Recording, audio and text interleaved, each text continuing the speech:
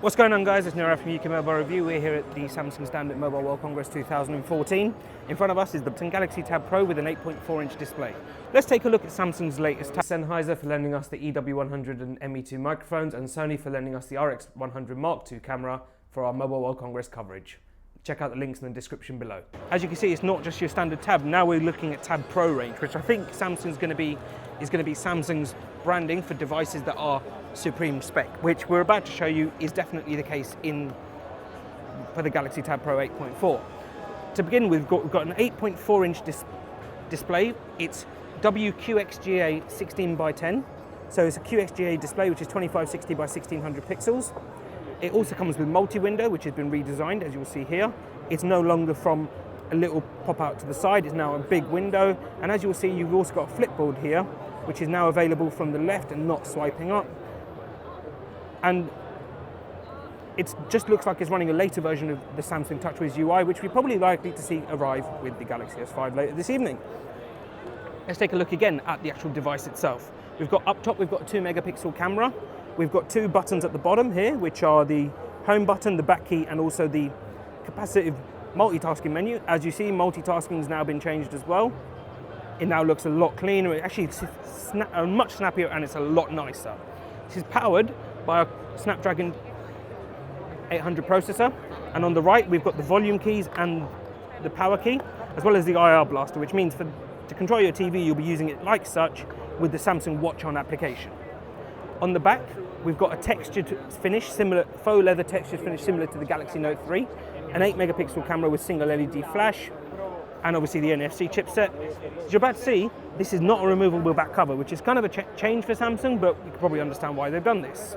You've got, on this side, you have the micro SD card slot, as well as a micro SIM card slot.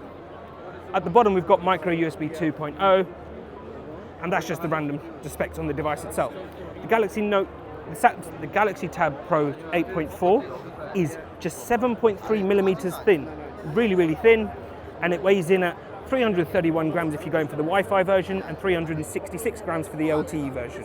It's got a range of Samsung applications, including Remote PC, WebEx, full WebEx demos, e-meeting, Hancom Office, and of course we've got all of the Samsung TouchWiz applications, which you'll have seen on all of our other videos.